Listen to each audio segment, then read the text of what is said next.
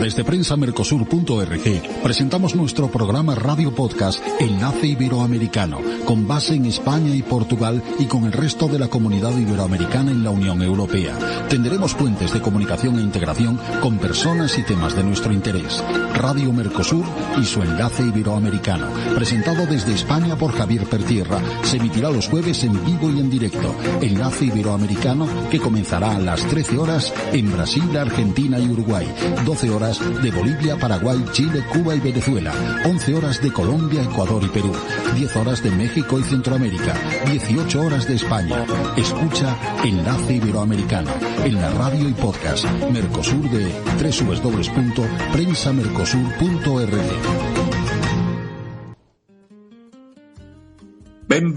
Benvindos, buena gente, muy bienvenidos a esta nueva edición, 108 edición del Enlace Iberoamericano de Prensa y Radio Mercosur, y que sabéis que tenemos un hermano podcasters en Enlace Sudamericano. Nosotros pretendemos, recuerdo a nuestra audiencia, unir al ser iberoamericano el mundo europeo de la Unión Europea de Ibera, España, Portugal y Andorra, con el mundo de América Latina, y sobre todo a través de los mecanismos de mayor unión e integración que es el Mercosur, que comprende a Brasil, Uruguay, Paraguay, Venezuela, que está suspendida pero se integrará, y Bolivia, que ya está prácticamente adentro. O sea, es el mayor área de integración de América Latina. Hablo en español y en luso, obviamente dos lenguas fraternales y mutuamente intercomprensibles, dos lenguas internacionales que tienen esa facultad que con muy poquito comprensión, como puede ocurrir entre varios dialectos, pues suponen casi, 900 millones de personas que las comprenden.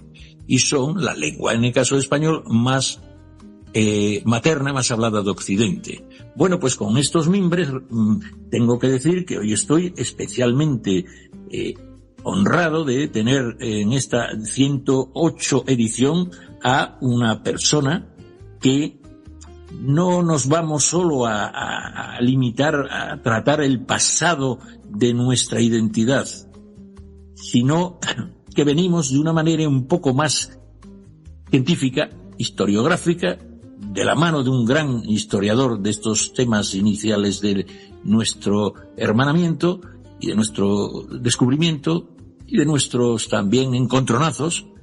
En esto yo conozco a nuestro invitado, que es un gran historiador nacido en Carmona, Sevilla, que Carmona tiene una fuente, igual se lo canto, pues don Esteban Mira Caballos es un historiador, escritor y profesor español. Está especializado en el descubrimiento y los inicios de la conquista de América. Bueno, y por lo tanto el tema, que tiene acentos de mucha novedad, trataría de, en esos inicios, del Colón converso, que es el título del último libro, yo creo, Colón converso, en la conquista temprana, obviamente los primeros pasos históricos de esa extraordinaria descubrimiento, porque a algunos el nombre de conquista puede resultar extraño, pero hay un componente militar sin duda. Colón converso, conquista temprana y leyenda negra. Y esto desde las nuevas claves de esta historia nuestra en común. Bueno, pues, repito, un tema apasionante a mi humilde entender, de los inicios de la semilla de nuestra fusión, de nuestro mestizaje, y el profesor, prefiero llamarlo así, profesor Esteban Mira Caballo, nos habla de su vinculación también con, por ejemplo, la Universidad Autónoma de Santo Domingo, y él nos contará más en detalle estas vinculaciones académicas con el mundo, digamos, de Hispanoamérica, en varios sentidos. Incluso fue en Santo Domingo, se le concedió la distinción de huésped distinguido de esa ciudad primada de América, porque sabe que hay universidades de todo esto, vamos a entrar en detalle, y por lo tanto es un hombre con no solo historiador de las Españas, sino sobre todo de esos vínculos del descubrimiento y de la conquista, y sobre todo de personajes que él ha trabajado en sus libros. Repito, Cristóbal Colón, con Cristóbal Colón, esta nueva visión del converso que vamos a entrar en detalle, Hernán Cortés, Francisco Pizarro, Hernando de Soto o, por ejemplo, Nicolás de Obando. Todos estos señores, libros también más generalistas, Las Armadas del Imperio, que habla de las armadas, es el sistema naval que fue extraordinario, llegó a denominarse el Pacífico el lago español, porque durante, 200 años, y él lo sabe, pues esas flotas de Indias suponían la base de nuestro imperio. En cualquier caso, escritor de otras muchas obras que pasaremos a analizar, yo sin más preámbulos quisiera señalar que para desentrañar, porque es un hombre académico y con aspecto científico, y él nos hablará también de estas leyendas negras y rosas no muy objetivas, pues desde esta objetividad contrastada contamos con una autoridad, sinceramente, indiscutible. Don Esteban, profesor Esteban Mira Caballo, doctor en Historia de América por la Universidad de Sevilla, miembro de la Real Academia de Extremadura y de la Academia Dominicana de la Historia, y asesor de la Fundación Obra Pía de los Pizarro. Tenemos el orgullo de comentar una cuestión previa, y le pregunto ahora, que usted que maneja la pluma y la historiografía con precisión de casi cirujano, pero leyendo sus libros con amenidad de gran divulgador, y ahí está la prueba. ¿Cómo empezó, estimado profesor Esteban, cómo empezó esa vocación americanista? ¿Cómo se proyectó usted, no solo académicamente, sino como escritor? Bueno, para empezar, buenas tardes a todos. Ya digo, es un placer para mí estar aquí con vosotros en este canal de Mercosur para hablar de lo que me gusta, que es de historia. Bueno, pues la verdad que uno está determinado por sus circunstancias. Yo soy americanista porque soy español, porque nací en España, y también porque soy sevillano, ¿no? De origen sevillano.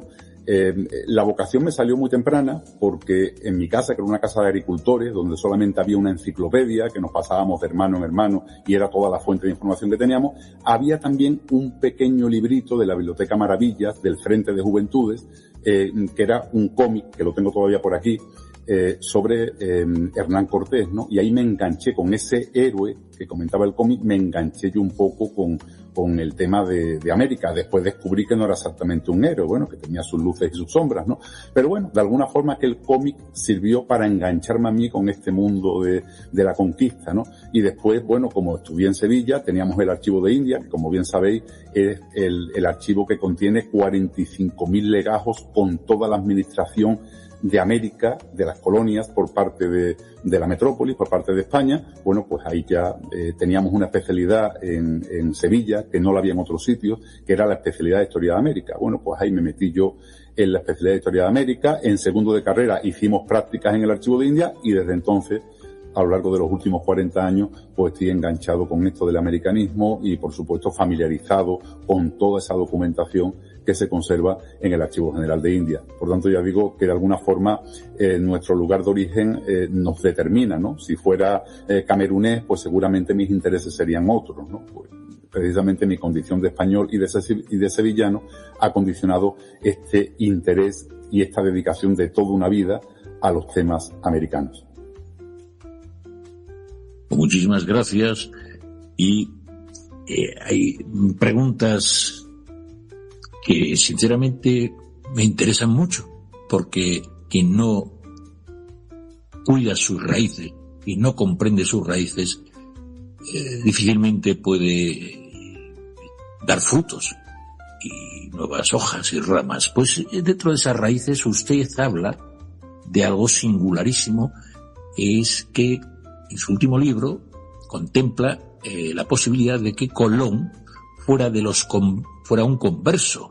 Eso significa, perdóname que traduzca inicialmente a nuestra audiencia, estimados escuchantes, que Colón podía tener raíces judías y sefardíes, por lo tanto se llamaba sefaraz a la España. Los judíos que fueron en 1400, pues algunos de ellos que no se convirtieron al catolicismo, de ahí lo de converso, y entonces me atrevo a preguntarle, para que usted entre muchísimo más en detalle de lo que este humilde,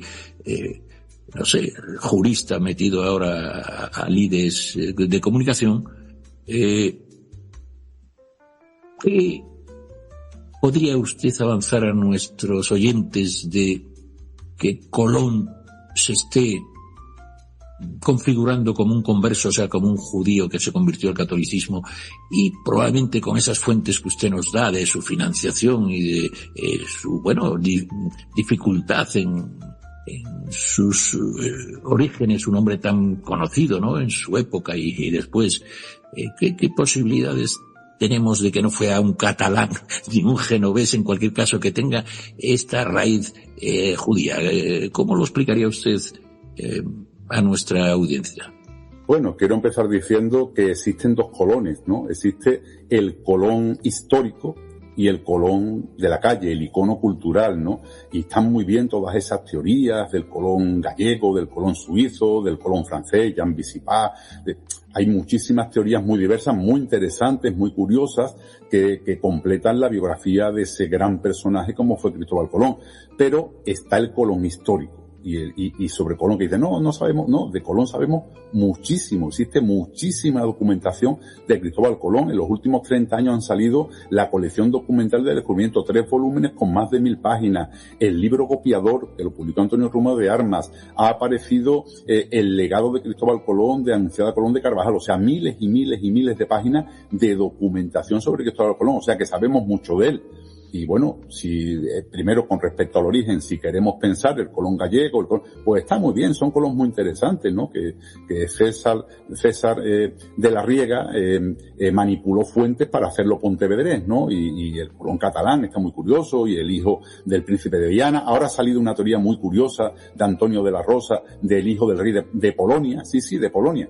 Bueno, todo eso es muy interesante, pero desde el punto de vista histórico, Colón nació en Génova, no tenemos ninguna duda. En la academia, en la universidad, no tenemos ninguna duda que Colón nació en Génova, bueno, pues porque todo el que lo conoció dijo que nació en Génova, porque él mismo dijo en 1498 que nació en Génova, porque sus hijos dijeron que nació en Génova y porque se comportaba como un genovés, ¿no? O sea, por tanto, no nos cabe ninguna duda con respecto a eso.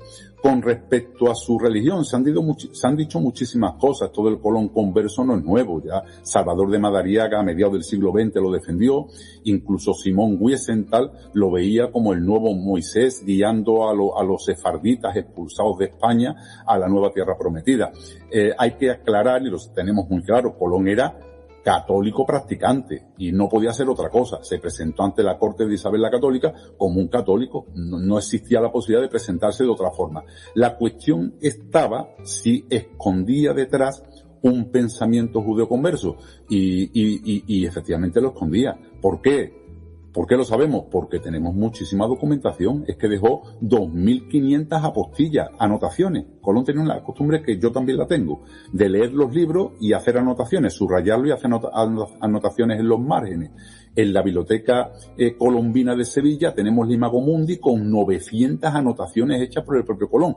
Y además, algo que poca gente sabe, dejó un libro escrito con Fray Gaspar Gorricio, que es el libro de las profecías. Y por lo que él escribe, se denota claramente que tenía un pensamiento más compatible con el ideal judío converso que no con el ideal católico. Por ejemplo, está obsesionado con recuperar los santos lugares, con reconstruir el templo de Jerusalén, con restaurar el templo de Judá. O sea, son ideas que para un católico son insólitas, para una persona de una honda ricambre judeo-conversa no.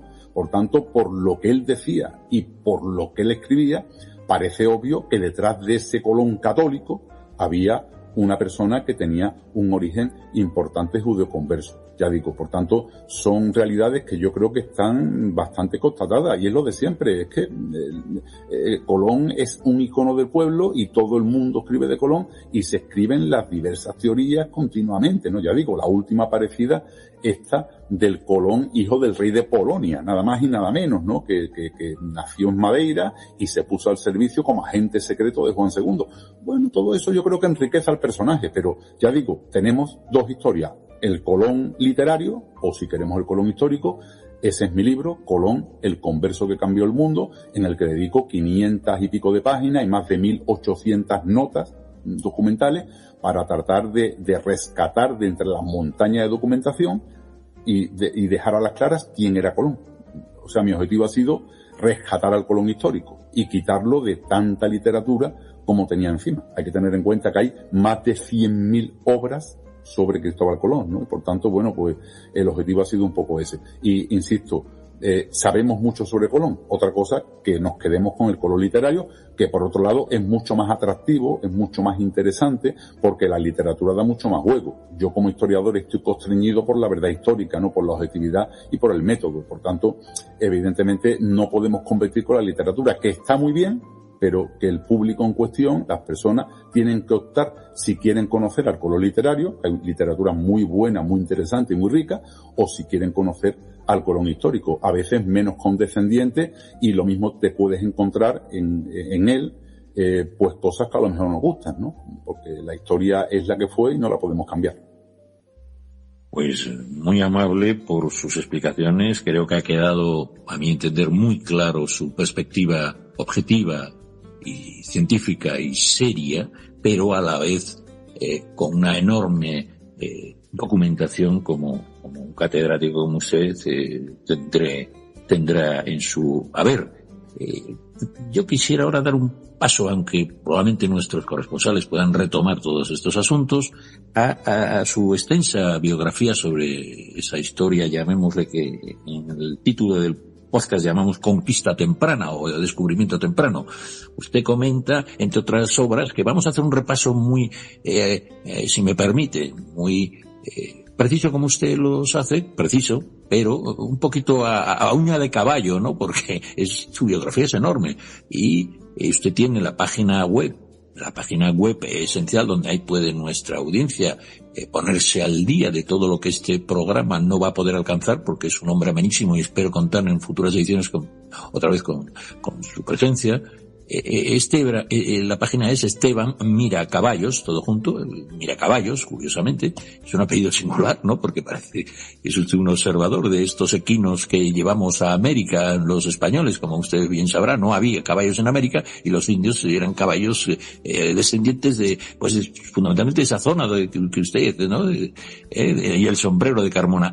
Pero vamos a hablar luego de su biografía. Yo quisiera, repito, que de una manera muy amena, pudiera usted comentar esto de, vamos a empezar por las obras o por encima, ¿no? Yo creo que hay dos, y luego Hernán Cortés, el fin de una leyenda, que usted ha publicado, me parece, en la Fundación Pizarro de 2010. Hernán Cortés, el fin de una leyenda. Yo hace no tanto he ido a ver el musical Malinche, ¿no? La Malinche. Es extraordinario esa fusión y esa visión que tenía don Hernán Cortés, que primero estuvo como sabe usted, en Cuba y demás. Podría hacer, digamos, la síntesis, nadie mejor que usted, de esto que supone este libro, Hernán Cortés, el fin de una leyenda, como un aperitivo para que podamos luego disfrutar de su lectura, que está en todos los plataformas y también digitales y audiolibros, etcétera. Vamos a empezar dentro de esos 12 así que tiene usted, grandes, que tiene otras obras, digamos, no tan de libro. Hernán Cortés, el fin de una leyenda. Profesor Esteban Miracaballos, dígame usted, ¿qué puede opinar sobre ese libro a nuestra audiencia? Bueno, la verdad que es bastante complicado para mí, porque tengo 3 libros de más de 500 páginas publicadas sobre Hernán Cortés, aparte de infinidad de artículos. Y bueno, ya digo, yo he investigado y he publicado biografías de muchos conquistadores, pero ninguno tan singular como Hernán Cortés. Es complicado. Quería, primero, bueno, yo como historiador, la gente que me lee y que me conoce sabe que no idealizo la visión de estos personajes. Son personajes de su tiempo que se comportaron como todo el mundo esperaba que se debía comportar un conquistador. Pero yo como historiador no lo juzgo. no soy juez, no trato de juzgarlo. Los historiadores tratamos de explicar la historia. Entonces, quisiera empezar por ahí. Mis libros se caracterizan porque trato de encontrar una cierta objetividad histórica, trato de que no se me note la ideología y trato, pues, ni de usar valoraciones negro-legendarias ni rosa-legendarias. La objetividad histórica eran personajes que hacían lo que hacían. Evidentemente, Hernán Cortés no iba impartiendo los derechos humanos por el territorio americano, pero sí es verdad que de alguna forma él se ajustaba a la legalidad de su tiempo, ¿no? Se ajustaba a esa legalidad que era una legalidad cristiana y que la escuela de Salamanca, la corriente humanista de Salamanca, trató de condensar y de sintetizar en una serie de leyes, ¿no? Que después se plasmaron o influyeron en la plasmación de lo que fueron las leyes nuevas y la recopilación de leyes de India, ¿no? Por tanto, eran personajes que cometían las atrocidades de su tiempo, eran conquistadores, eran guerreros de su tiempo y por tanto no se puede negar eso. Dicho esto, ¿qué más me gustaría decir de Hernán Cortés? Creo que tanto a Hernán Cortés como a Cristóbal Colón como a otros conquistadores debemos darle una oportunidad. Si uno va con la mente prejuzgada a pensar que si era un genocida, que si era un ladrón, que si era un asesino, como decía Carlos Elías Butrón, un psicópata, y lo trató de explicar que era un psicópata, bueno, pues difícilmente vamos a poder llegar a entenderlo, ¿no? Yo planteo a cualquier oyente que le intente dar una oportunidad a estos personajes, ¿no? Y que los aborde con la mente, digamos, liberada de esos prejuicios, ¿no? Evidentemente que tienen muchísimas sombras, ¿no? Todos estos personajes, ¿no? Y que hicieron lo que hicieron, ¿no? Yo siempre digo que como historiador no puedo ignorar los excesos, los abusos, las atrocidades, la hecatombe, porque hubo una hecatombe, porque se estima que había entre 15 y 30 millones de habitantes en América y al final del siglo XVI quedaban solamente 2, por lo tanto hubo una hecatombe. No puedo obviar eso, ¿no? Pero prefiero quedarme con lo que nos une. La historia ya fue historia y ya pasó. Si me disculpa, profesor Esteban, cuando usted habla de hecatombe se refiere a que llevamos muchos virus, sarampión, gripe, viruela, etcétera, que produjo esa hecatombe. Obviamente son los virus esencialmente, no en ningún caso derivados de matanzas, ¿no? Vamos a ver, fundamentalmente eso está más que documentado. El 90% de los fallecimientos en América se debió al choque epidemiológico. Eso es obvio, hubo intercambio de virus. Los indígenas le pegaron virus a los españoles. Por las circunstancias fueron menos letales, pero evidentemente, por ejemplo, llegó la sífilis a España y hubo que cambiar la legislación, hubo que cerrar balneario, hubo que cerrar Mancebía, porque la sífilis, llegó la cepa virulenta de la sífilis americana que se la pegaron a los conquistadores, la trajeron a España y desde los años 20 del siglo XVI en Sevilla se está administrando Palo Guayacán porque hay una auténtica epidemia de sífilis, o sea que, o cuando llega Francisco Pizarro a Coaque, le pegan la bartoleniosis, que acaba casi con la mitad de la hueste, o sea que no acabó la hueste allí de milagro, y por lo que sea, pues llegaron oleadas epidémicas al continente americano, que fueron diezmando a la población. Empezó con la influenza suina en 1493, que mató casi a la tercera parte de los indígenas de la Española, y después oleadas de viruela, sarampión, tifus antemático, etcétera, etcétera, etcétera. Eso unido, de alguna forma, pues a otros elementos. No se puede decir que todo fuera eso exactamente, ¿no? Evidentemente, por eso yo siempre hablo, no puedo negar eso, yo siempre hablo de hecatombe, evidentemente no de genocidio. Pensaba que esto lo íbamos a desarrollar más adelante. Y bueno, después si queréis podemos retomar el tema ese del genocidio, el tema que yo por supuesto lo niego. Sí. Si me disculpa, profesor, aunque, repito, es inabarcable lo que intentamos analizar, sobre todo darle ese vuelapluma a nuestra audiencia, porque ahora voy a saltar un poquito entre sus libros, que tiene otro, como usted dice, de Hernán Cortés, mitos y leyendas del conquistador, pero han publicado entre unos y otros, y más que nada voy a unificar un poco mi humilde criterio sobre, porque sus libros siguen digamos, una continuidad temporal, pero a veces trata, por ejemplo, en el 2018, de Francisco Pizarro, una nueva visión de la conquista del Perú.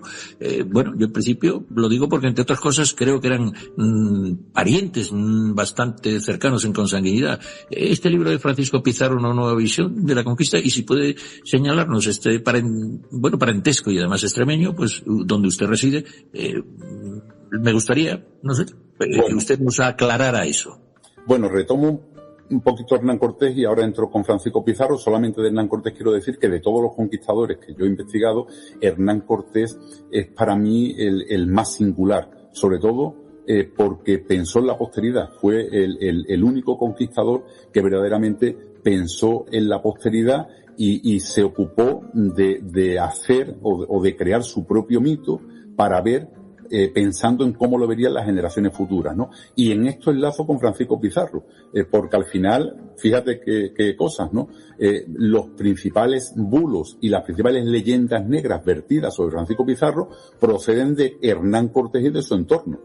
Porque, ¿qué le pasó a Hernán Cortés? Que Hernán Cortés se dio cuenta que su tío Francisco Pizarro había conquistado un imperio 10 veces mayor, 2 millones de kilómetros cuadrados, el Tahuantinsuyo, frente a lo que él había conquistado, unos 200.000 kilómetros cuadrados, la Confederación Mexica, con la mitad de hombres, 508 hombres, Hernán Cortés, 180 hombres, Francisco Pizarro, ¿no? Y entonces, ¿qué es lo que hizo? Bueno, pues lanzó una sombra sobre Francisco Pizarro. Por ejemplo, se difundió la leyenda del cuidador de cerdos. Cuando uno va por Perú, para los peruanos es el chanchero. Francisco Pizarro, el chanchero, el cuidador de cerdos, ¿no? Cosa que evidentemente ya Garcilaso, el Inca Garcilaso dijo que no, eso, no se podía creer ese bulo, pero se ha mantenido hasta el siglo XXI. ¿Y de dónde? Y yo digo, alguna vez me planteé de dónde procede esto del Francisco Pizarro porquero. Y empecé para atrás, y llegué a Francisco López de Gómara, que era algo así como el cronista oficial de Hernán Cortés, ¿no? Ya digo, que difundió esa leyenda, que evidentemente no es cierta. Francisco Pizarro era de la familia de los Pizarro, que era una familia linajuda de Trujillo, que tenían 2 casas solariegas, una en La Zarza, otra en el barrio del Arrabal de Trujillo, y que además estaban emparentados con los Hinojosa, o sea que otra familia también de bastante potín. Y el capitán Gonzalo Pizarro siempre reconoció, o sea, siempre los Pizarro siempre reconocieron a Francisco Pizarro como uno de los suyos, que siempre llevó ese apellido, ¿no? Por tanto, eso es un bulo que él desde muy pequeño se dedicó a la guerra, no recibió formación reglada y por tanto no era analfabeto, pero eso no significa nada, evidentemente que era un hidalgo trujillano que nada tiene que ver con esa tarea de cuidador de cerdo. Incluso Francisco López de Gómara llega a decir que cuando nació lo amamantó una cerda, ¿no? Emparentando con la leyenda lupina de Rómulo y Remo, que esa era elogiosa, pero esta era para desprestigiarlo. Y una segunda leyenda que se vertió contra Francisco Pizarro es que fue un imitador de las genialidades bélicas de Hernán Cortés. Y la cosa casaba muy bien. ¿Por qué casaba? Pues porque la Confederación Mexica se conquistó 12 años antes, entre 1519 y 1521, y él conquistó el Incario, el Tahuantinsuyo, entre 1532 y 1533. Por tanto, casaba que él fuera el imitador de las técnicas de combate de Hernán Cortés. Nada más incierto, o sea, otra falsedad, otra leyenda. Evidentemente, Francisco Pizarro era un militar, hijo de militar, había estado incluso en las guerras de Italia y estaba combatiendo en Centroamérica desde mucho antes que Hernán Cortés disparase ni un solo tiro, porque Hernán Cortés además era una persona de letras, ¿no? Que nunca ni tenía tradición familiar en su familia y nunca había entrado en combate prácticamente antes de la batalla de Centla, antes de llegar prácticamente a Nueva España, ¿no? Por tanto, otro de los bulos que vertió Hernán Cortés sobre Francisco Pizarro. En cualquier caso, hice por ahí no hace mucho un programa de la comparación entre Hernán Cortés y Francisco Pizarro. Bueno, compartían muchas cosas como conquistadores que eran y que ambicionaban lo que ambicionan esta gente. Dice, ¿querían oro? No, hombre. Francisco Pizarro era un rico hacendado panameño antes de llegar a Perú. Hernán Cortés era un rico hacendado cubano antes de embarcarse rumbo a Nueva España. En realidad ellos buscaban otra cosa. Ellos buscaban honra para su familia, para su linaje, un concepto difícil de entender desde la perspectiva del siglo XXI, que básicamente solamente nos movemos por dinero, ¿no? Él buscaba honra para su linaje.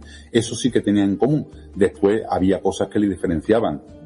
Hernán Cortés era mucho más pasional, era mucho más desmedido en todo, y en cambio Francisco Pizarro era más taciturno, más sereno, o sea, había diferencias de carácter bastante importantes entre uno y otro, ¿no? Pero bueno, sí es verdad que compartieron esa ambición, ya digo, no tanto económica como de conseguir honra y fortuna para su linaje.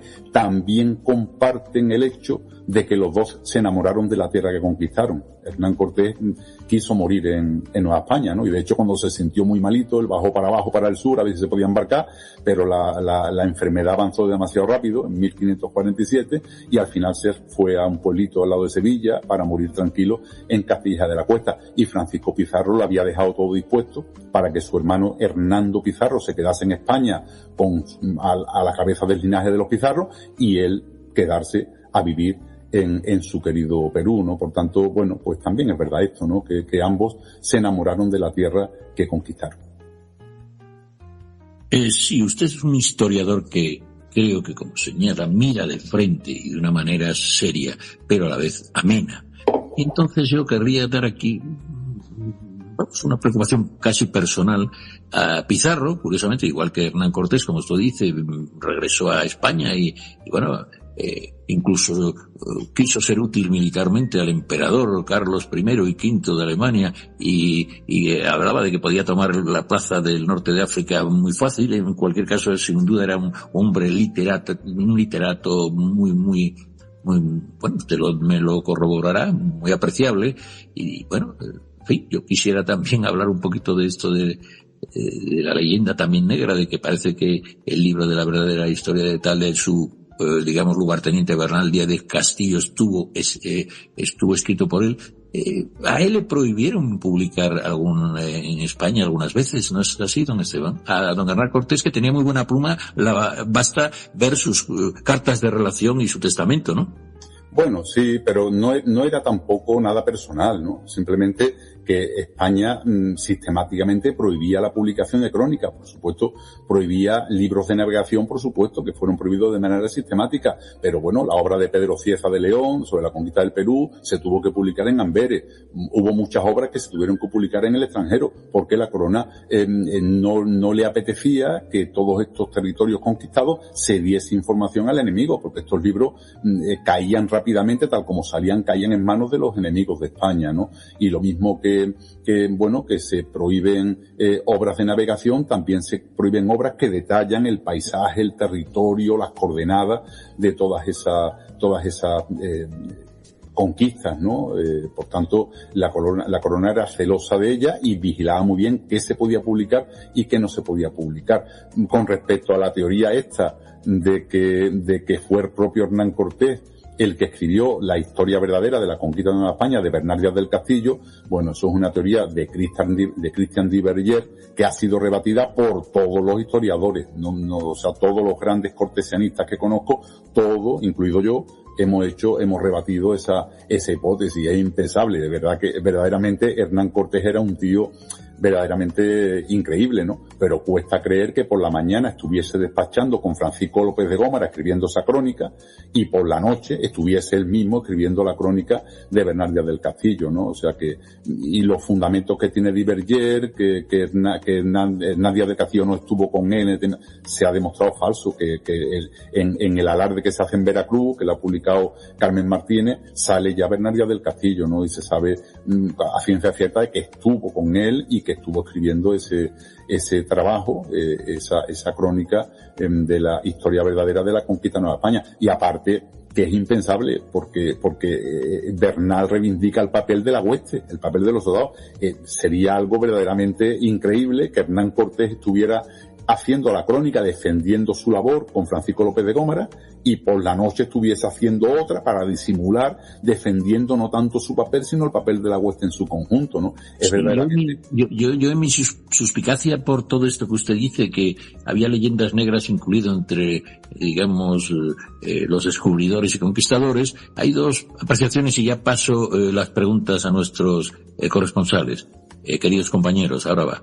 La verdad es que es un tema que da, como ven, para mucho. Todavía tenemos que repasar excelentes libros que tiene el doctor, ¿no? Mira Caballos. Bueno, pues doctor, profesor, me llama la atención de que, bueno, todo el mundo conoce a la, digamos, se utilizó para forjar esa leyenda negra la obra de Fray Bartolomé de las Casas, brevísima, me parece que era destrucción de las Indias o breve relación o algo así, breve relación creo de la destrucción de las Indias. Ahora pregunto, ¿cómo se autoriza esa contundente y a veces, a mi entender, exageradísima denuncia, porque nadie puede hacer tantas tropelías siendo tan pocos? ¿Cómo esas atrocidades que señalan Fray Bartolomé de las Casas es publicable y lo reciben los reyes? Fíjese usted entonces, por otro lado, que libertad de expresión, con una autocrítica, y sin embargo, este señor acaba de obispo y, bueno, Fray Bartolomé de las Casas, y yo creo que tal vez, perdóneme que sea un poco, no sé, paranoico historiador históricamente, hasta qué punto él lo que denunciaba eran las encomiendas y no le interesaba a los estructuras de la nomenclatura que hubiera encomenderos con el poder que tenían estos conquistadores, porque curiosamente a uno lo destrozan por, digamos, por lo que había en los juicios de relación, y perdóname nuestra audiencia, que era cuando alguien estaba aquí, tenía que venir a juzgar aquí, y al otro lo matan los almagristas, a Pizarro. Bueno, todo esto, no sé, yo a lo mejor soy un poco conspiranoico, pero pregunto, ¿por qué Fray Bartolomé de las Casas y ese enfrentamiento entre nosotros, eso sí, también con la controversia de Valladolid, que pararon, porque claro, como usted dice, eran señores que, como el Tahuantín suyo, que recuperaban imperios? ¿Por qué esto de Fray Bartolomé de las Casas no es sancionado y se permite que publique libros y que también se utilice por la otra, digamos, los otros, Inglaterra, Holanda, etcétera, para forjar la leyenda negra? ¿Y por qué, a su vez, matan a Pizarro? Yo esas dos cosas, si me las aclara, yo creo que me quedaría muy tranquilo. Y perdóneme que tienen una cierta conexión desde mi punto de vista, que es a los grandes héroes, Hernán Cortés y Pizarro, acaban medio descalabrados. Bueno, la verdad que son muchas preguntas juntas. Yo de Bartolomé de las Casas estoy ahora inmerso en la redacción de una extensa biografía, y ya advierto a la audiencia que la gente aquí en España me llaman las casistas, ¿no? Yo soy un admirador de Paz de las Casas, entre otras cosas porque me formé en la Universidad de Sevilla y tuve maestros que me enseñaron a querer al dominico, ¿no? Como Paulino Castañeda Delgado, que era catedrático de Historia de la Iglesia y, por cierto, también cura castrense, o sea que no era sospechoso de ser. Bueno, yo creo que Fray Bartolomé de las Casas, este sevillano universal, ha sido víctima de la leyenda negra. Así lo voy a tratar de exponer yo en mi biografía, ¿no? La leyenda negra no solamente nos desprestigió como imperio, sino que también destruyó la figura de Bartolomé de las Casas, señalándolo como el germen de la leyenda negra. Bueno, sería larguísimo entrar en todo eso. Ya digo que la publicación de la brevísima historia de la destrucción de las Indias se hizo en 1552 sin su consentimiento. Si él llega a saber la repercusión que va a tener, no lo hace. Evidentemente, de la enorme obra Las Casistas, la brevísima es un panfleto sin ningún valor. La historia de las Indias, su gran obra, o la apología, tiene obras verdaderamente fundamentales para los investigadores de la época del descubrimiento de América. Por ejemplo, gran parte de lo que sabemos de Colón lo sabemos por Bartolomé de las Casas. Por tanto, hay que empezar un poco por ahí. Eso se publica sin su consentimiento. Bartolomé de las Casas lo que quería era impresionar al emperador para que dictase leyes de protección del indígena, y lo consiguió. O sea que si algo presumo yo, de algo puedo presumir yo del Imperio Español o del Imperio Habsburgo, es de haber sido el primer imperio que se planteó su propia forma de actuar, y se planteó incluso la posibilidad de abandonar América si no estaba haciendo las cosas adecuadamente, y planteó una legislación de leyes de India, que es verdad que a veces se acataba pero no se cumplía, que no tiene parangón en ningún otro imperio, ¿no? Por tanto, si de algo me puedo sentir orgulloso es de esa corriente humanista cuya cabeza más visible fue Bartolomé de las Casas. Segundo punto, ¿por qué la corona consiente eso? Yo siempre me planteé, lo raro es que sobreviviera en América, no lo mataran como al obispo Valdivieso, como a tantos otros, ¿no? Lo raro es que no lo mataran los encomenderos por tanta acusación como les vertió. Pero con la corona, no, la corona simpatizó con él. ¿Por qué?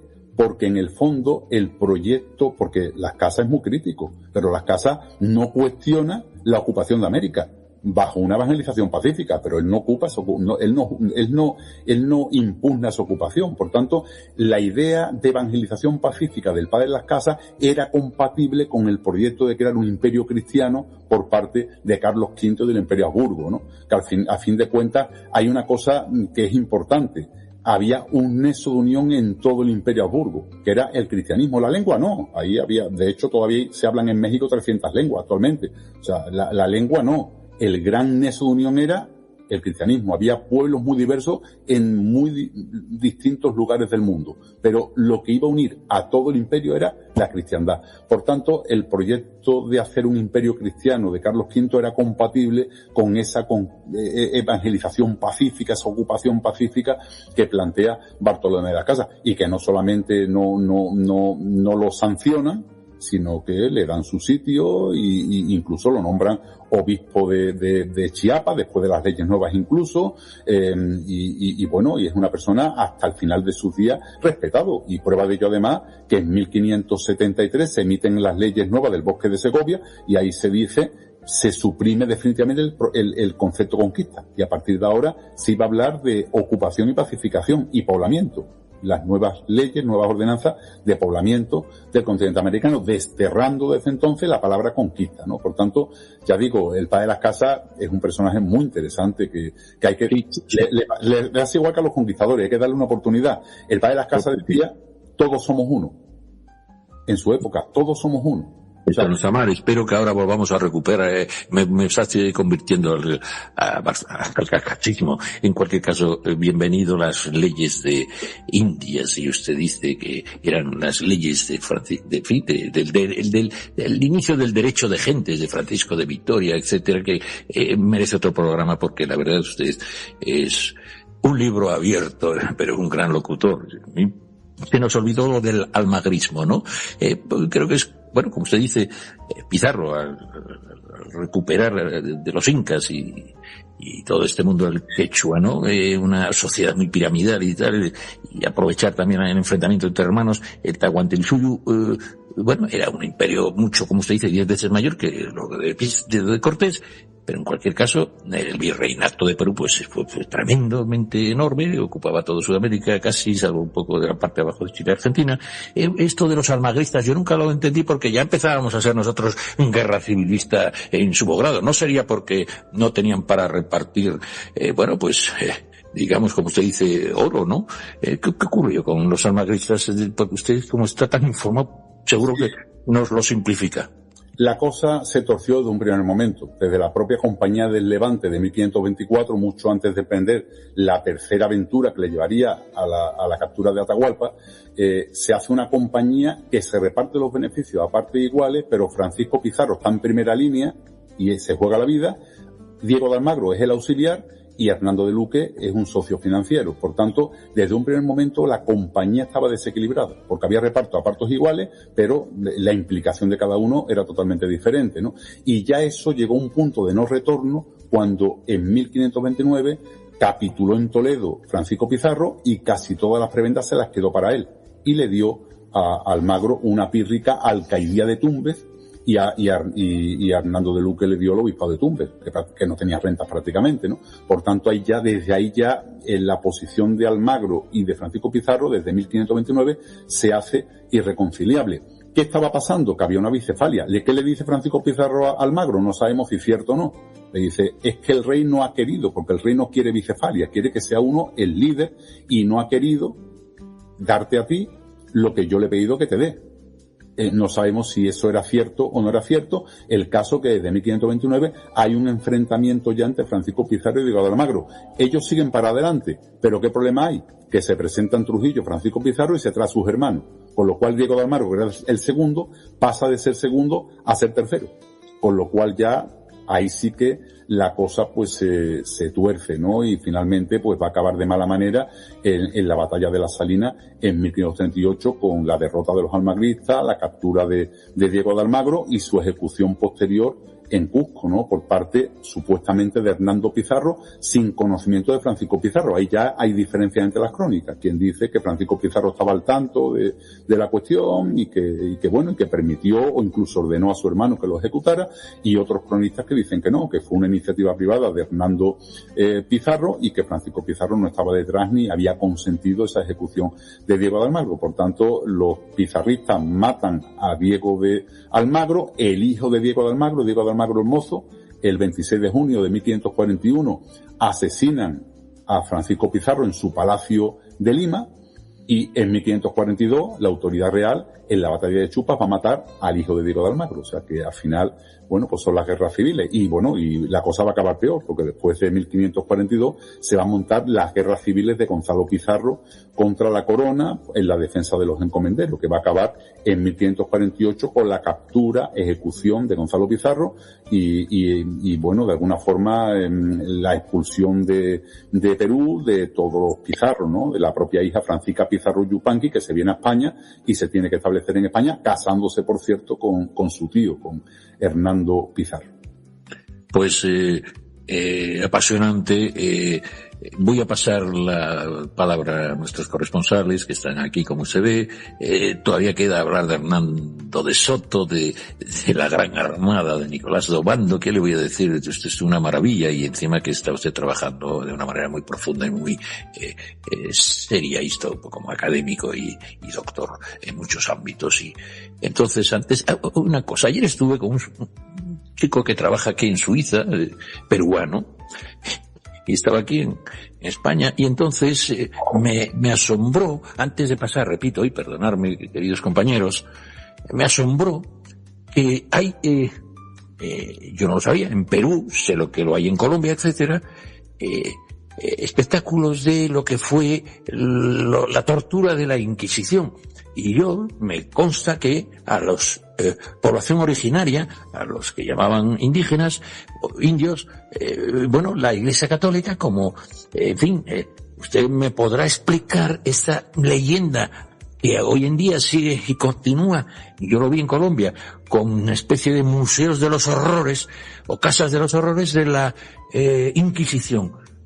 Bueno, yo no puedo comprender que siendo tan respetuosos en el ámbito legal y mucho más en el religioso, con la cantidad de iglesias y catedrales y hospitales también, no acabo de comprender muy bien cómo se mantiene todavía esa ficción, y querría que usted hablara de cuántos se calcula que en 250 o 300 años, que según creo, vamos, no sé ahora las cifras, ejerció su jurisdicción religiosa, llamémoslo jurisdicción, en cualquier caso de la fe, pues la Inquisición, que de verdad hay también en estas cifras, y sobre todo, repito, referido a la población autóctona y original, porque le recuerdo a nuestros oyentes que en Europa los protestantes tenían sus inquisiciones, y que aquí también, en cualquier caso, la pregunta más concreta es referida a la población originaria y la causa de,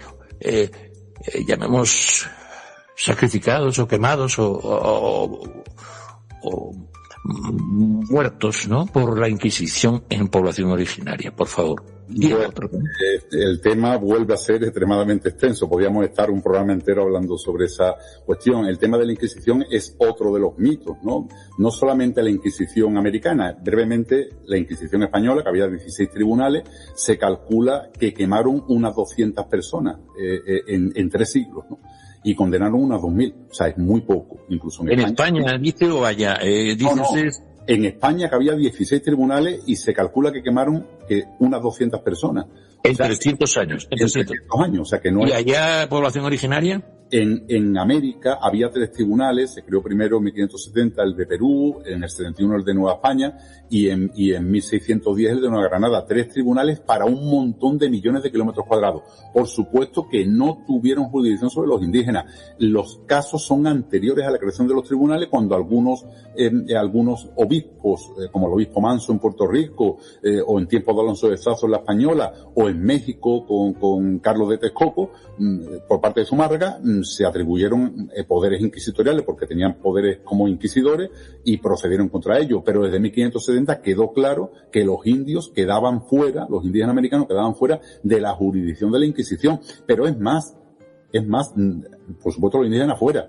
Pero los 3 tribunales, yo hace poco leí uno sobre el Tribunal de Nueva Granada y el propio autor decía que fue un tribunal muy blando, muy suave.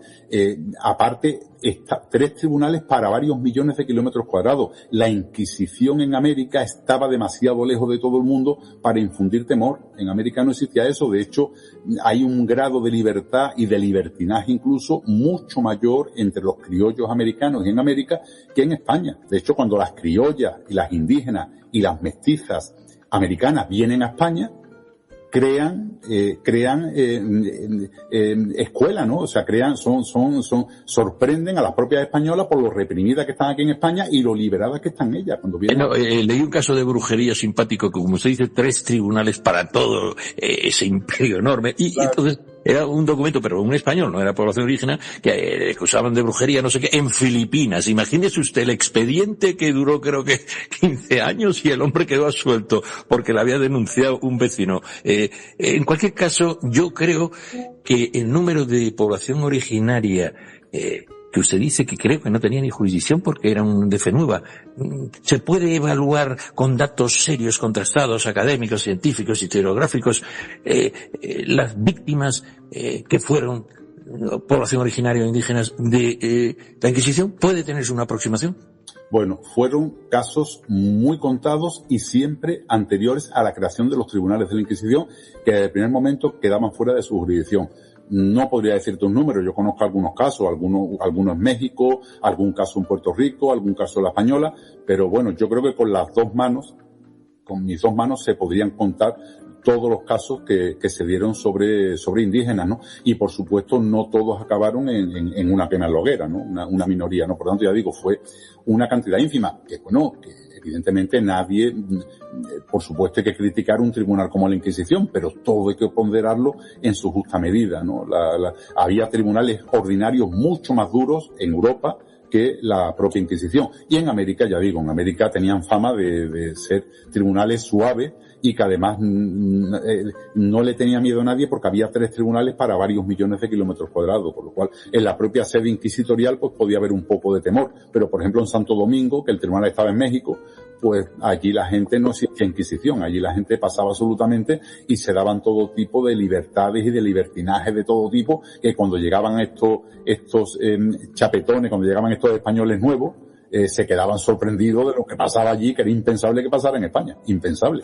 Así que ya digo, es un mito lo de esa obra negra de la Inquisición norteamericana. Pero es un querido doctor y profesor, Esteban, es un mito, pero que tiene museos y que, bueno, creo que sigue ahondando en esta división, a mi entender, un poco exagerada, y por supuesto usted ha dado datos. Con los dedos de ambas manos, hablamos de población originaria, no llegan a esto. Me parece apasionante y paso la palabra ya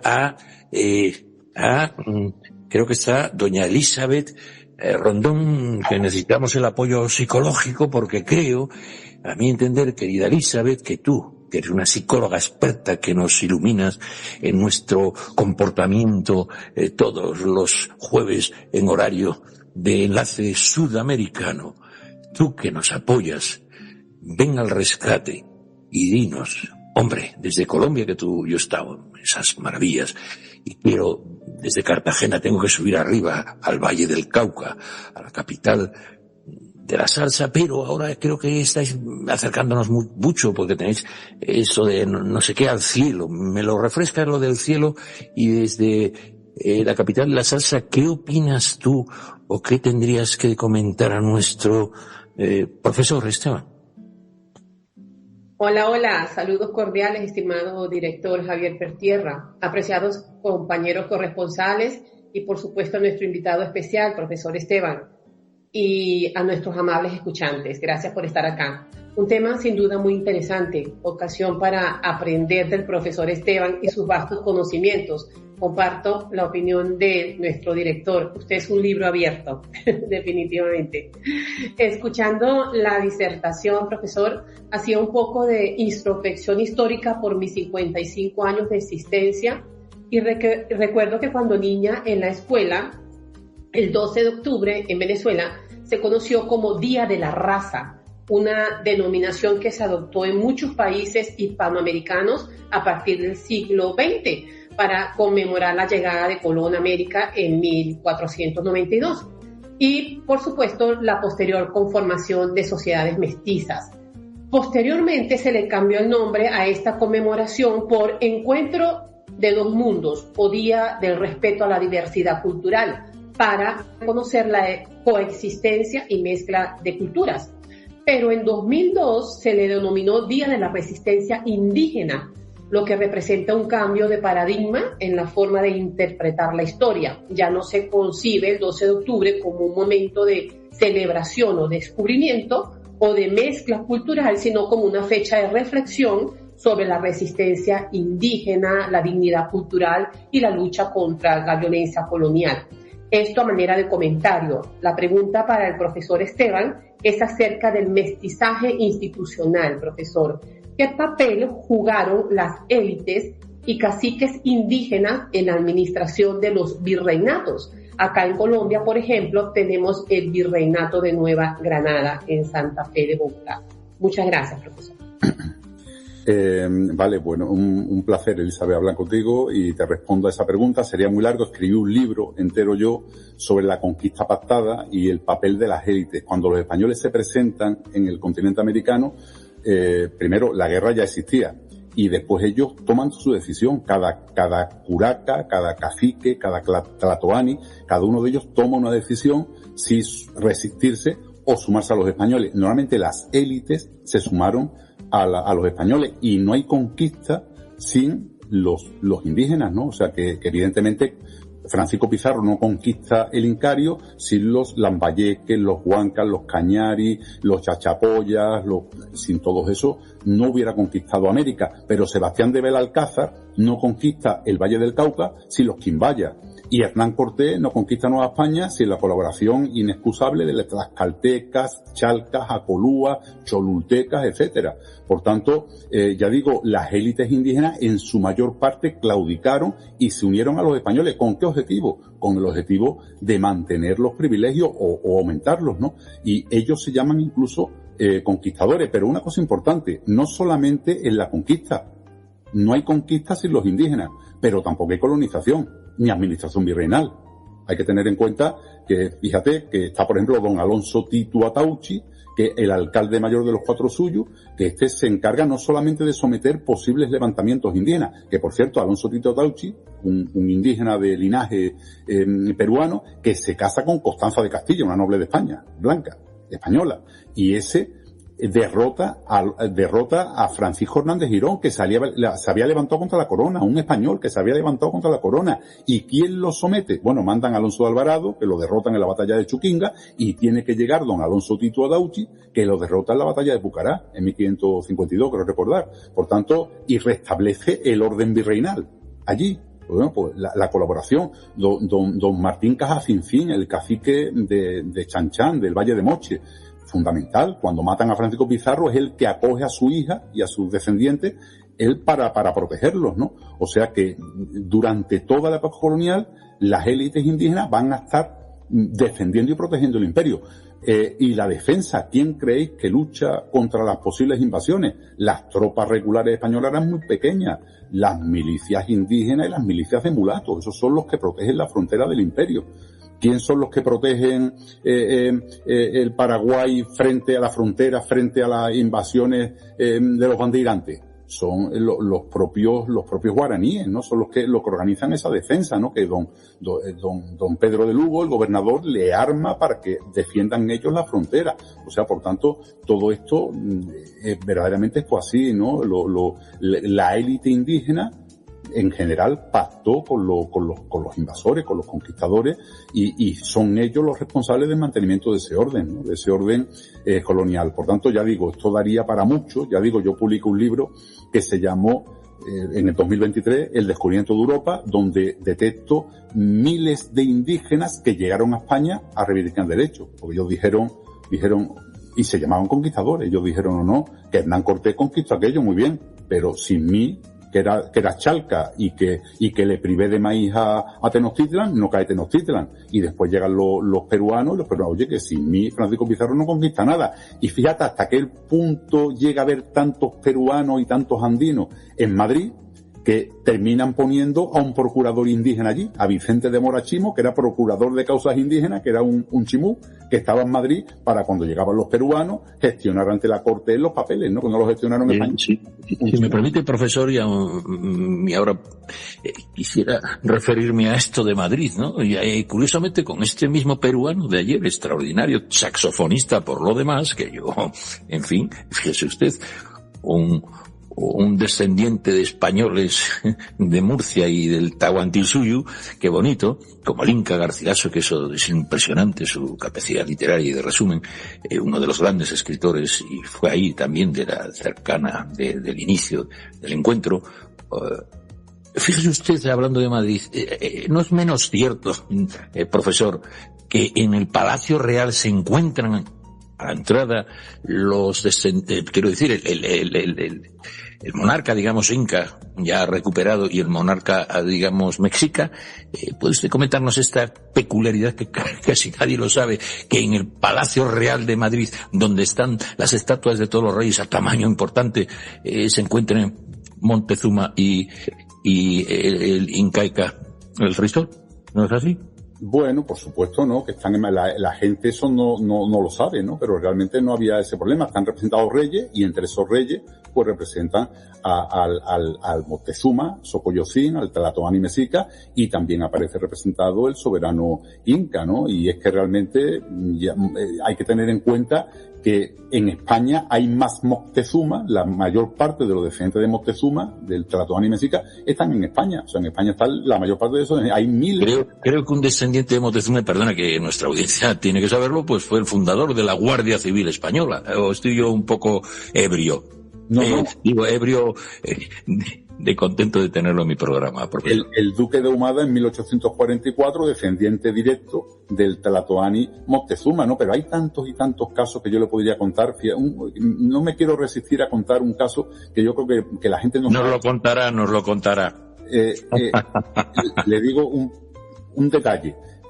Con el dinero que trajo Hernando Pizarro de la celada de Cajamarca en Perú, él compró varias fincas, entre ellas La Jarilla, y hizo una obra pía, fundó una obra caritativa en Trujillo. Pues 5 siglos después está la Fundación Obra Pía de los Pizarros, y el patrimonio de la fundación, que es lo que es, las mismas Jarillas, las fincas que compró Hernando Pizarro cuando en 1550 y tanto regresó a España y se instaló después. O sea, una obra pía, una obra piadosa a la que usted pertenece. Y bueno, le voy a pasar la palabra hablando de, pues a don Roberto Ceballos desde México, pero usted podría explicarnos un poquito de esa Fundación Pía de Piedad, ¿verdad? De ayuda, de generosidad, y un poco, porque usted pertenece allá, podría comentarnos un poquito así a bola pluma. El patrono, don Hernando de Orellana Pizarro, descendiente directo de Francisco Pizarro de Hernando Pizarro y de Francisca Pizarro Yupanqui, es también descendiente de Moctezuma, porque una descendiente de Moctezuma se casó con un ascendiente suyo. Por tanto, ya digo, él es heredero de todo eso, y gran parte del capital de la Fundación Obra Pía de los Pizarros se reinvierte en Perú en obras culturales, tienen convenios con muchas universidades, se publican libros en Perú, hacen obras de restauración en la catedral, incluso tiene algún que otro proyecto para llevar agua corriente a pueblos nuevos del entorno de Lima, ¿no? Por tanto, es curioso. Dice, ¿dónde está el tesoro de Atahualpa? Bueno, pues ahí está, en parte, la Fundación Obra Piedad de los Pizarros, que 5 siglos después sigue reinvirtiendo, porque siente tener esa deuda, parte de las rentas que tiene, la mayor parte de las rentas, en obras en Perú. Que, por cierto, ahora en noviembre organiza un congreso de academias internacional en Lima, ¿no? Que estaremos en noviembre de este año 2026. La propia Fundación Obra Piedad de los Pizarros. Pero ya digo, es un caso singular de un lazo que empieza en el siglo XVI y que continúa 5 siglos después. Pues muy bien, usted comentaba ese apoyo y alianza con la población originaria, con los indígenas de diversos ámbitos, y yo quisiera resaltar, antes de pasar la palabra a don Roberto Ceballos, 2 cositas, don Roberto Ceballos, desde México, desde Veracruz. La primera es que hay un dicho en México que yo oí por primera vez allí, y que alguien señaló, y está muy discutido, quien lo citó, que la conquista la hicieron los indígenas, los indios, y la independencia los españoles. Yo estuve informándome, y si la conquista la hicieron los indígenas, por ejemplo, en México, los tlaxcalteca, que nuestro profesor Esteban nos lo ha señalado, guerrearon con los hispanos o con los europeos, no solo en ámbitos de Sudamérica, llegaron a Filipinas, metiéndose con los samuráis, que hubo algunas batallas por la piratería con los samuráis, y los tlaxcaltecas, originaria población de México extraordinaria, también llevaban al norte esas tierras muy salvajes, porque no había la regulación de estos imperios como era el azteca o era el inca, y ahí fundaron y permanecieron con los dragones de Cuera, que eso sí queda para otro programa, porque, estimado profesor, y yo le insto a que nos ayude, dentro de poco, el 4 de julio, se va a tener lugar el 250 aniversario de la independencia de los Estados Unidos. Creo que va siendo hora de que recordemos, y cuento con usted, estimado profesor, si me permite, un programa cercano a esa fecha, la enorme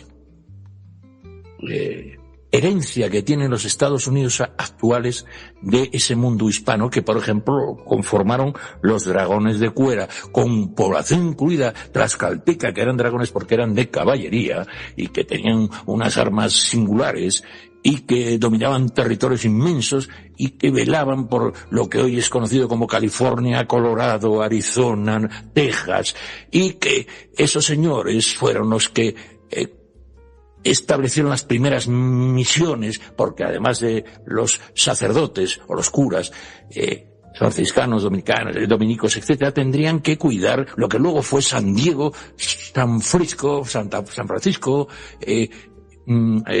se llaman misiones se llamaban, como usted bien sabe, prisiones. Estoy intentando entusiasmar, porque usted va a repetir si Dios quiere, y usted también, pues que el nombre de San Antonio en Texas no es así, y que Colorado era porque era el nombre en español de eso, y que las Nevada se llama así, porque había nieve, y que Los Ángeles y para arriba, en Alaska, hay una ciudad que se llama Córdoba. Todo esto siempre en unión de los indígenas que se encontraban bien, parece ser, con el orden establecido. Incluso, por eso dicen que la independencia lo hicieron los españoles, la población mestiza e indígena estaba muy favorable a esa unión que usted comentaba.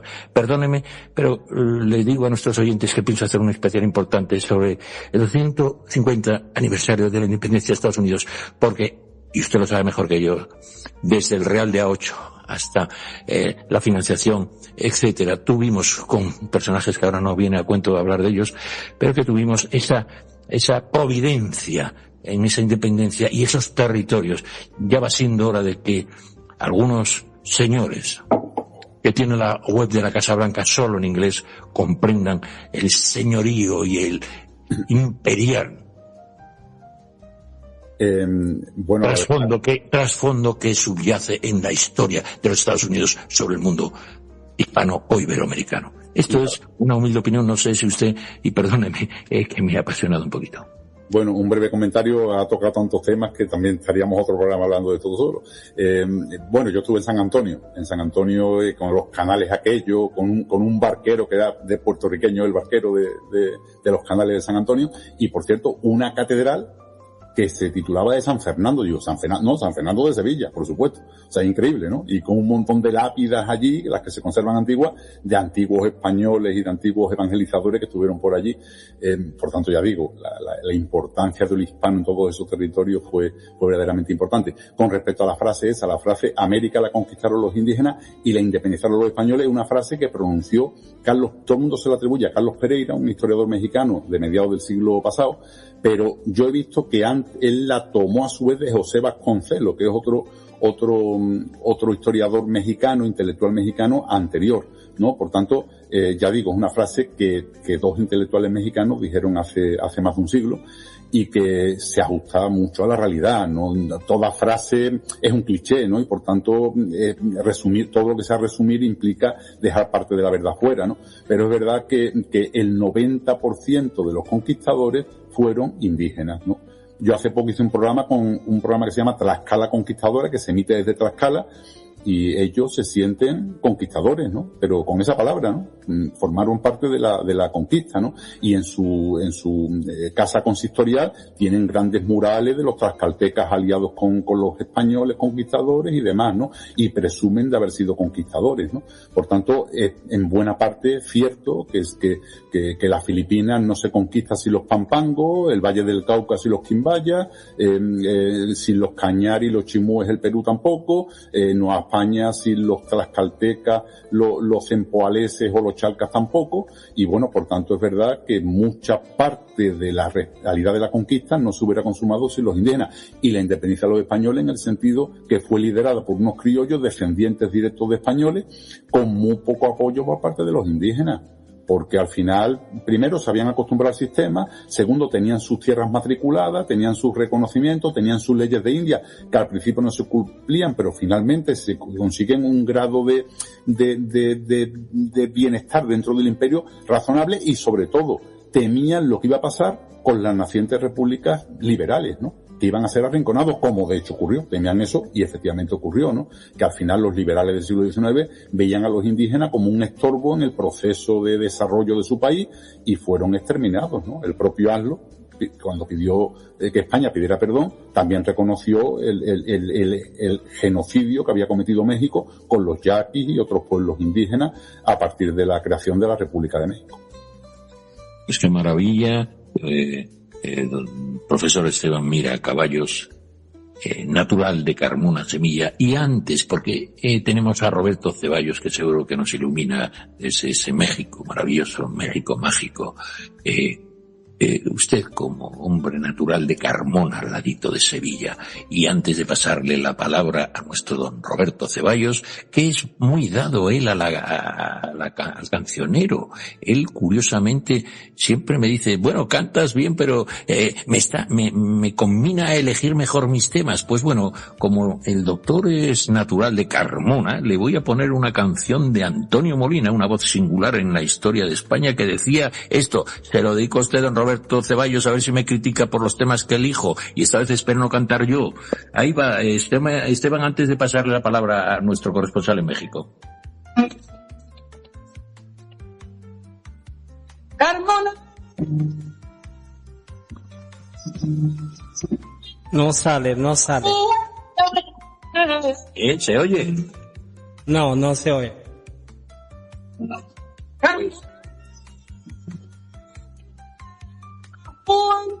Me dice el director, que no se oye, ¿verdad? ¿Me dice usted eso? ¿Director Gilson? No se oye la canción, Javier. Se sale cortada. Hay algo extraño Hay algo extraño y, señores, pues Carmona tiene una fuente, nuestro invitado lo sabe, y me llama la atención porque yo tengo aquí un archivo y hay algo curioso que nos falla en la actualización. Entonces paso la palabra y disculpe, esto es lo bueno que tiene el vivo y el directo, que incluso nuestra audiencia se ríe mucho de nuestros traspiés, poco profesionales.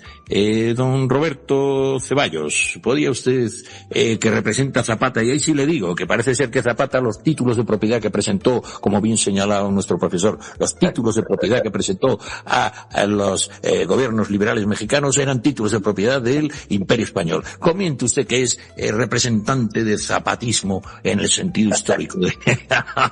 Dígame. Con el gusto de saludar, bueno, adelante, con el gusto de saludarlo. ¿Sí se escucha? Sí, adelante. Sí. Perfecto. Pues qué privilegio, don Esteban Miracaballos, es un verdadero privilegio. Usted no es un cronista, es una enciclopedia que vive. Porque la inteligencia artificial, que la estoy checando al lado de lo que usted habla, no, sí narra y describe, pero no enlaza, no razona. Un privilegio escucharlo y aprender. Y creo que coincidimos con lo que acaba de decir Elizabeth. Sí es verdad, cuando nosotros, hoy ella, a diferencia que es mucho más joven que yo, hace 65 años, cuando los mexicanos vamos a la primaria, lo primero que escuchamos y abrimos nuestros libros de texto es que vino y descubrió Cristóbal Colón con 3 carabelas, la Niña, la Pinta y la Santa María, que es la que él traía, en la que él viajaba. Después encontramos un fraccionamiento aquí en el puerto de Veracruz que habla de Pizarro, de todos los héroes conquistadores, Fray Bartolomé, etcétera. Y luego vamos creciendo con la historia, con los grises, a veces muy negros y a veces muy blancos de los españoles, que al final la Nueva España, que es casi toda la América de hoy, la Nueva España tuvo diferentes poderes que también, a semejanza de la historia nacional de México, pues fue arrebatada una por otros. Unos líderes traicionaron a otros líderes, y la historia de la visión de los vencidos del maestro León Portilla dice que la historia la hacen los vencedores, pero hay una historia de vencidos que a veces se escapa. Y bueno, coincidiendo con mi amiga Elizabeth, que fue muy clara en todo lo que dice, estamos perdidos los mexicanos, o los chavos, o los jóvenes, en un sinnúmero de publicaciones. La pregunta concreta, después de mi admiración y saludar a todo el auditorio, y también de manifestar que mi amigo Javier nos contagia a todos con su gran estilo en esta bella tertulia. Y la pregunta concreta: ustedes, los grandes colegiados, académicos, historiadores, ¿en qué momento se van a poner de acuerdo y van a armar algún simposio, la historia real de la historia, no de la conquista ni de la independencia, sino de este nuevo momento? Entendiendo que hoy sí hay redes sociales que llegan a todos los espacios, que hoy sí hay manera de comunicarnos hasta los más ínfimos lugares, no como en otros tiempos, no por justificar lo que hicieron, pero no es lo mismo la gente que pensaba hace 500 años, hace 200, hace 100, y los de hoy. Los chavos de hoy, los jóvenes, mis nietos, mis hijos, tienen una visión diferente, y es el momento que usted, mi enciclopedia caminante, don Esteban Miracaballos, junto con colegas académicos, yo me jacto de tener amistad con Ricardo Homs, un historiador veracruzano, también editor de libros, y que tiene algo que ver y mucho con las crónicas de México y de Veracruz y de las Indias. Bueno, es el momento en que ustedes, los grandes, los que saben, creen o deberían crear una historia real y verdadera de nuestra historia hasta hoy. Adelante. Vale, Roberto, le contesto a esa pregunta. Hace poco tuvimos un simposio vía virtual donde hablamos casi todos los americanistas españoles y un americanista mexicano. Y bueno, el problema no es ese. Realmente nosotros hacemos cosas. Lo que pasa es que los historiadores hemos perdido la calle, porque hay grandes obras de investigación en la universidad en la Universidad Nacional Autónoma de México hay muchísima investigación de muchísima calidad. En España, en las universidades. El problema está que escribimos para nosotros, no salimos. Nosotros hacemos la investigación y son otros los que divulgan. Yo me he reunido en congresos con historiadores colombianos, mexicanos, estadounidenses, franceses, y no hay grandes diferencias entre nosotros por lo general. Sí que hay bastante acuerdo. El problema es que no competimos con los tertulianos divulgadores que son los que copan la opinión pública, ¿no? Entonces estamos hablando eso, ¿no? De la necesidad, y yo eso es lo que intento con mis libros, tratar de llegar a un público más amplio. La importancia que tiene que los mismos investigadores hagamos también tarea de divulgación. Hablaba el otro día yo con mis compañeros americanistas, tenemos que dejar nuestro despacho y asumir entrevistas en YouTube, que es lo que está ahora de moda, en la radio, en televisión, hacer proselitismo en la calle para tratar de divulgar la historia desde el ámbito científico y no dejar que sean otros los que hagan eso y nosotros dedicarnos a nuestra investigación en nuestros sillones y en nuestra universidad. Insisto, tenemos que abandonar nuestros cómodos despachos y salir a la calle a divulgar la historia. No hay grandes diferencias. Lo que pasa es que yo estuve en Veracruz en un congreso cuando Aldo dijo la famosa frase de pedir perdón. Y bueno, en primer lugar, estuvieron de broma todos los historiadores mexicanos con nosotros, con los españoles, de broma, pídeme perdón, no sé, porque le parecía absurdo verdaderamente que su presidente dijera eso. ¿Cuál fue el problema? Que había un congreso cortesiano que estaban los mejores cortesianistas del mundo en Veracruz, en la Universidad Cristóbal Colón. Y no se hizo eco nada de la prensa de eso. Y en cambio, la frase de Aldo, de que España tenía que pedir perdón, dio la vuelta al mundo. Ahí radica el problema. Ese es el problema. Nadie echó cuenta a todos los cortesianistas, a un montón de mexicanos, colombianos, estadounidenses, franceses y españoles que estábamos allí, y toda la prensa mexicana y mundial incluso se hizo eco de las palabras de Aldo, ¿no? Esa es la cuestión, que no somos capaces de trascender, y yo asumo mi parte de culpa. Alguna responsabilidad tendremos los historiadores que no somos capaces de hacer llegar nuestra verdad histórica, entre comillas, al gran público. Bueno, pues maestro, esto se trata, creo que, dígame, que se trata, creo, del problema de ahora que tenemos una conectividad importante, de poder ofrecer respuestas a la nuestra identidad maravillosa, desde la gastronomía hasta los vinos que acompañan ese maridaje. Tiene que seguir con nuestra imbatible música. Hasta Bad Bunny reivindica esta identidad que de alguna manera le da un pellizco, no sé si de monja o de varón, a el mundo anglosajón, ¿no? Que recuerden, y siempre lo digo, China era un gigante dormido, perdió la revolución industrial, pero tenía las bases, las raíces para recuperar. Nosotros creo que este siglo, y con gente como usted, sinceramente estamos en vía de ello, porque se trata de la libertad de expresión para poder averiguar la veracidad de estos hechos. La verdad es demasiado divina. Creo que estamos más cerca con usted de la verdad que casi nunca historiográficamente, porque usted, como bien me dijo, ni propenda a la leyenda negra, pero tampoco a la rosa legendaria. Y entonces se me ocurre que tenemos a nuestra embajadora de la palabra en Ecuador, que junto con Colombia, mire qué tono más maravilloso tienen, y nos va a desgranar este Photoshop, este truco de la leyenda negra. Ella es un claro ejemplo de que lo está desmontando desde su poesía. Dígame, doñita, ¿está usted por ahí? Me pregunto, si no está, retomo la palabra con el ritmo que tiene la voz del portuñol de nuestro Brasil.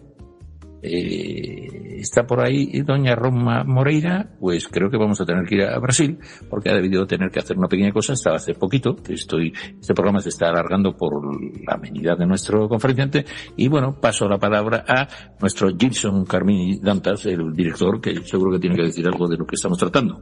Adelante, don Gilson.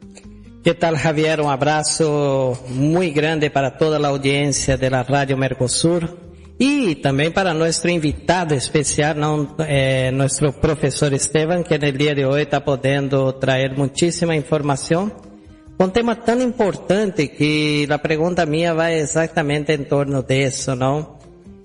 Nosotros vemos tantas historias del pasado, sea constructiva o destructiva, y la pregunta es, ¿o qué está faltando para que la comunidad humana pueda usar nuestro pasado también como historia y como base de una experiencia de vida para mejorar el futuro? Porque nosotros vemos que, claro, las brujas pararon de ser quemadas, pero muchas otras cosas siguen igual en esferas muy diferentes. Tal vez nosotros hoy hablamos antiguamente, defensa de la honra, del honor, ¿no? Y dentro de todo eso nosotros vemos hoy la gente calumniando una a otra en las redes sociales y todo más. ¿Qué mensaje usted daría y cuál sería el cambio que nosotros tendríamos que hacer como seres humanos para poder entender un poco nuestra historia y encima de las experiencias vividas, mejorar nuestro futuro? Esa es nuestra pregunta. Muchas gracias, mi querido doctor, y un fuerte abrazo. Sea siempre bienvenida a la Radio Mercosur. Bueno, abrazos, le agradezco la pregunta, Gibson. Si tuviera esa respuesta yo, pues tendría la respuesta del millón. Verdaderamente es complicado y daría para otro programa la pregunta que me has hecho. ¿Qué está pasando? Bueno, pues realmente yo creo que vivimos momentos difíciles del relativismo.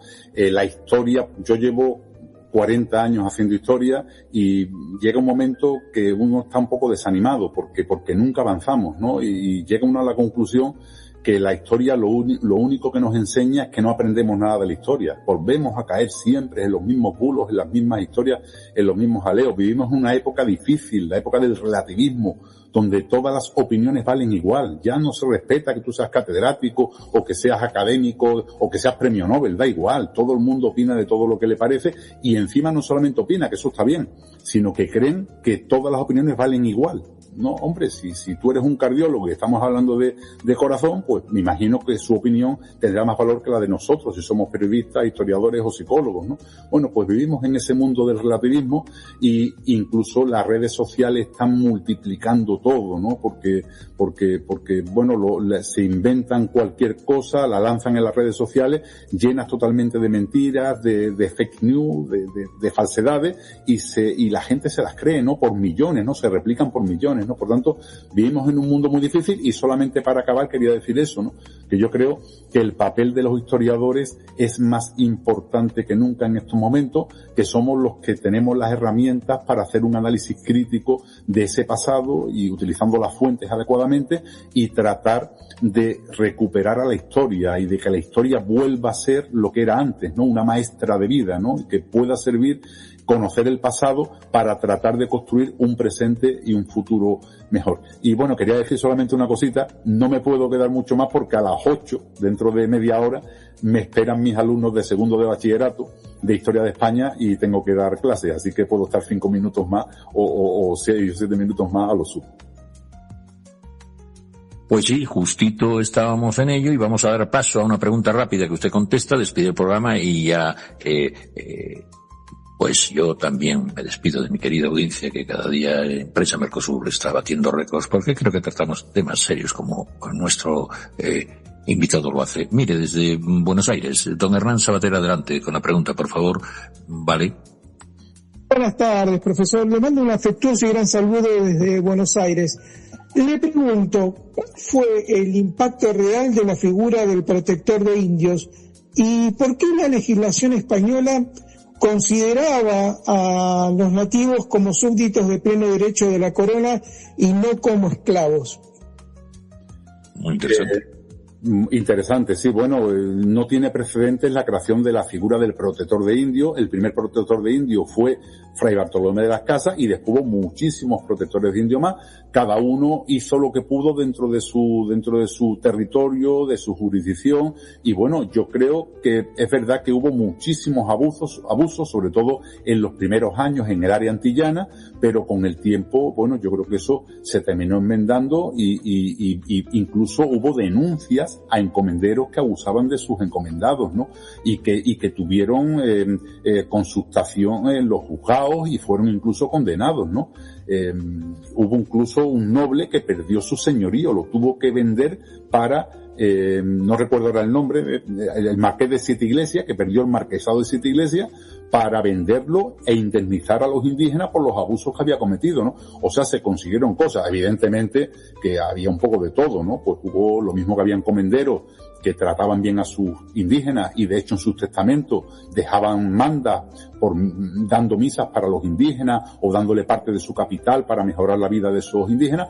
Hubo otros desalmados, como la vida misma. Es que al final el ser humano es el que es, ¿no? Y bueno, pues hubo buenos encomenderos y hubo malos encomenderos, hubo protectores muy responsables que incluso se jugaron la vida en la defensa de los indígenas y hubo otros protectores de indios pues que bueno, pues que pasaron un poco de la situación. Y la corona, por supuesto, desde un primer momento aceptó a los indios como vasallos de la corona de Castilla. Fíjate que Cristóbal Colón los trata de esclavizar y en 1500 le dice la reina por una carta: ¿qué poder tiene mío el almirante para dar a nadie mis vasallos? Y automáticamente le prohíbe que esclavice a los indígenas y los va a declarar vasallos de la corona de Castilla. Por lo tanto, ¿hubo esclavización? Sí que la hubo, pero la reacción fue rapidísima. O sea, en 1500 se estaba empezando a sentar las bases de la prohibición de la esclavitud indígena, que se termina consustanciando en un corto periodo de tiempo.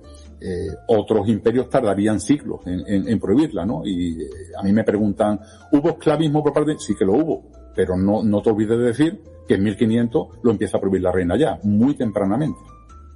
Ya digo, es un tema que sería muy largo y podríamos estar hablando un programa. Estimado profesor Esteban, hablaremos solo una curiosidad de advenedizo comunicador y periodista, de todos esos magníficos libros, estudios, proyectos, en fin, colaboraciones con universidades. ¿Hay algo que realmente le sorprendiera desde ese joven que se acercó a este mundo? ¿Hay algo que quisiera trasladar a nuestra audiencia para terminar este programa, que usted tiene muchísimos más? ¿Qué le sorprendió de todo este estudio en profundidad que usted ha hecho? ¿Hay algo que quisiera reseñar por la sorpresa, digamos, por el asombro juvenil? ¿Hay algo? Sí, me sorprendió a mí mismo cuando hice mi libro El descubrimiento de Europa, indígenas y mestizos en el Viejo Mundo. No me podía imaginar yo, pensábamos que además fue una investigación muy novedosa que ha sorprendido en medios académicos, nos imaginábamos que vinieron varias decenas de indígenas, incluso centenares, pero no nos podíamos imaginar, yo no me podía imaginar a miles de indígenas viniendo a España, al principio como esclavos, pero después libremente reivindicando sus derechos. Miles de indígenas que se presentan en la Corte de Madrid y, por cierto, me sorprendió también, lo recibía. Incluso llega un indígena de la Hacienda de Toa, un encomendado de la Hacienda de Toa en Puerto Rico, y llega a la Corte de Madrid y el rey lo recibe. O sea que si era un trabajador de Sevilla o de Carmona o de Cantabria, el rey ni se le ocurría recibirlo, pero si era un indígena el rey lo recibía.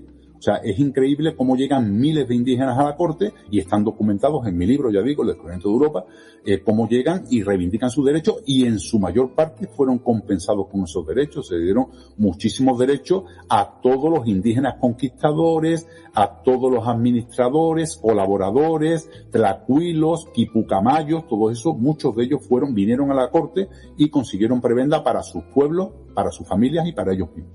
Y eso es una investigación que me sorprendió a mí mismo, que cuando empecé nunca imaginé la magnitud del fenómeno. Pues, estimada audiencia, hoy en esta edición 108 de Enlace Iberoamericano hemos desfaciendo entuertos de esa leyenda negra y arrojando luz sobre estas, por ejemplo, de las raíces conversas de aquel almirante llamado Colón, que queriéndolo o no, cambió el destino de la humanidad porque se encontró con un nuevo mundo. Ahora estamos abrazando un nuevo mundo.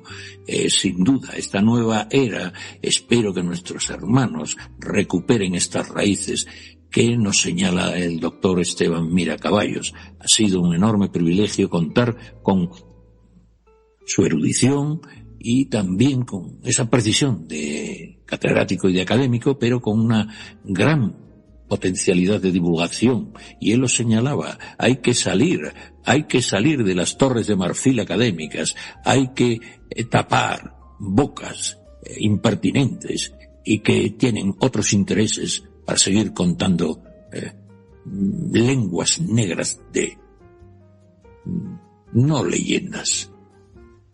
Y yo creo que no se le puede llamar leyenda negra.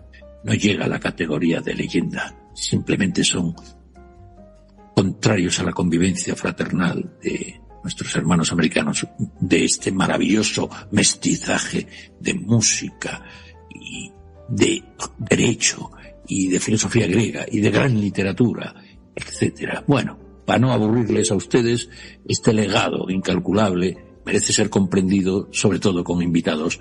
Invito encarecidamente que no dejen que la curiosidad se apague aquí y visiten su página web para que conozcan. Y me encantaría tener ese acento andaluz tan chispo, tan de chispa, esa simpatía que tiene el pueblo andaluz. Pues bueno, visiten por favor estebanmiracaballos.com.